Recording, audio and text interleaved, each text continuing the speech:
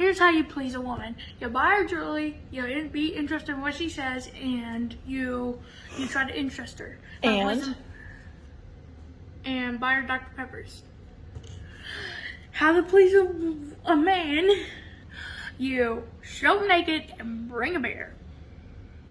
And then what happens? And then nobody cares.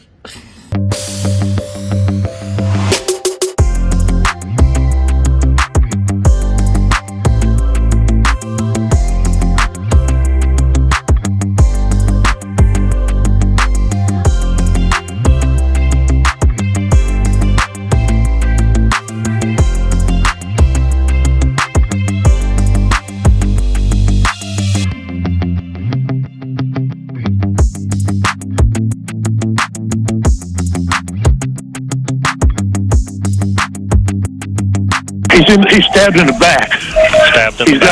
He's got one knife sticking out of him right now. Yeah, the knife in his backbone is deep. It's all the way in. I'm not mad at you. I'm mad at her and sad at her. On July 10th at approximately 12:53 a.m., police in Lee County, New Mexico responded to a stabbing of an 11-year-old by his own mother.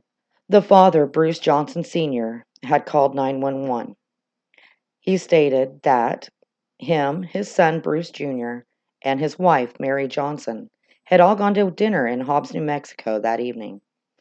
Bruce said that they returned to the house around 21:30 hours and then went to bed around 22:30 hours. Bruce Sr. stated that he had taken sleeping medicine and the three of them went to bed. Bruce Sr. said that his wife Mary had gone to sleep with him at the same time. Bruce Sr. collected his oxygen tank after awaking to a commotion in his son's room, went to his son's room, and observed him laying on his bed face down with a knife in his back. Bruce said that his son, Bruce Jr., asked him to call 911. Bruce Sr. went into the kitchen to find his wife, but could not find her. He checked the front door to see if she'd left the area, but the front door was still closed. He stated that he entered the kitchen and observed a figure lying on the floor. He could not see well due to the lights being off, so he turned on the lights, and it was then that he observed his wife lying on the floor with approximately a pint of blood on and around her body. Bruce Sr. then called 911 and was instructed to find out where Mary had been stabbed. He said he could not see where the bleeding was coming from, and so he had to move Mary's left breast to see the injury. He later stated that he grabbed a knife off the kitchen counter and cut her shirt so he could see where the injury was. Bruce Sr. said he then went back to Bruce Jr. to check on him, which is when the first responders arrived on the scene. Bruce was not injured. There was a small amount of blood on his right index finger and a small amount on his right thumb. Police then asked Bruce Sr. if there had been an argument leading up to this incident. Bruce Sr. replied no, there hadn't been, and he and Mary had not argued. He stated that approximately 9:30 p.m. and himself went to eat at the Cotton Patch in Hobbs, New Mexico. Bruce Sr. stated that Mary and Bruce Jr. did get into a verbal argument, which resulted in Bruce Jr. getting up and walking out of the Cotton Patch. Bruce Sr. stated that Mary got up and followed Bruce Jr. outside. However, they both returned shortly. He stated he did not know what they were arguing about, and he just figured that Mary walked out with Bruce Jr. to apologize. He then went on to explain to law enforcement that prior to living in Hobbs, New Mexico, he and his family had lived in Marshall County, Oklahoma. He stated that he would commonly discover items, such as a baseball bat, hidden under the sheets of Bruce Jr.'s bed. When asked why it was there, Bruce Jr. would tell his dad, "Don't take my bat, Dad. That's for my protection from Mom." Bruce Sr. stated his son expressed no love towards Mary, and even had told his dad that he hated her. Bruce was asked if there had been domestic issues in the past. Bruce explained to law enforcement that on more than one occasion, Mary would jump on Bruce's chest with her knees while he slept. Bruce stated when he awoke, she would tell him, "I'm going to give you a heart attack."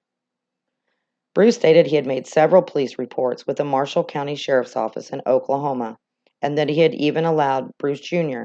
to speak to the deputy there and make his own report in his own words. Bruce Sr. then stated that him and Bruce Jr. left Marshall County, Oklahoma, and left the mom, Mary, there. They moved down to Hobbs, New Mexico, and he was currently in the process of filing for a divorce. He stated that it had been approximately 40 days since he or Bruce Jr. had seen Mary, due to her staying in Oklahoma, and that Mary had been reaching out and begging to see her son because she missed him. Bruce Sr. decided to allow Mary to come to Hobbs and stay with them so she could spend time with Bruce Jr. for a little while until the divorce was filed.